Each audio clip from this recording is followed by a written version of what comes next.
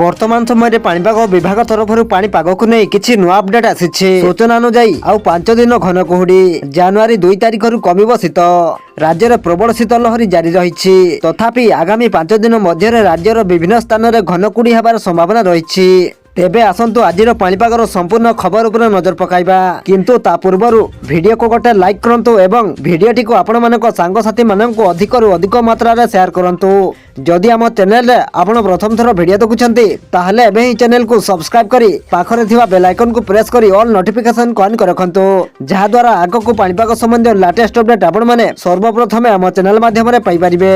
भारतीय पाणीपाग विभाग आईएमडी रो पूर्वानुमान अनुसार आगामी 3 दिन पई राज्य रे शीतल लहरी जारी रहिबो। आगामी 3 दिन मध्य सर्वनिम्न तापमात्रा रे कोनसी बड़ परिवर्तन हेबार संभावना नाही। आसंता 3 दिन पर राज्यर अधिकांश स्थान रे सर्वनिम्न तापमात्रा धीरे धीरे 2 रु 3 डिग्री सेल्सियस वृद्धि पाइबार संभावना रही। रविवार सकाळे राज्यर 13टी स्थान रे सर्वनिम्न तापमात्रा 10 डिग्री सेल्सियस तळे थिला। कंधमाल जिल्लार जी उदयगिरी राज्यर सबुठारु ठंडा स्थान पालटिछि। सेठारे सर्वनिम्न तापमात्रा 3.5 डिग्री सेल्सियस रेकर्ड करा जायछि।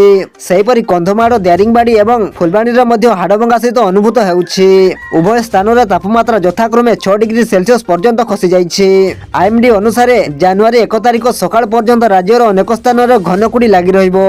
तेबे जनवरी 2 तारिख ठारू शीत कमिबार संभावना रही। सोमवार अर्थात आज सकाळ समय रे सुंदरगढ़, संबलपुर, अनुगुल, ढेंकानाल, कलाहांडी, कंधमाल एवं नयागढ़ जिले में सकाळ समय रे घन कुहुड़ी होबार संभावना रही। सेहिपरि डिसेंबर 30 तारिख सकाळ सुधा भद्रक, बालेश्वर, सुंदरगढ़, संबलपुर, अनुगुल, ढेंकानाल, कंधमाल, कलाहांडी एवं नयागढ़ जिले में सकाळ समय रे घन कुहुड़ी होई पारे बोली आईएमडी पक्षरु पूर्वानुमान करा जायछि।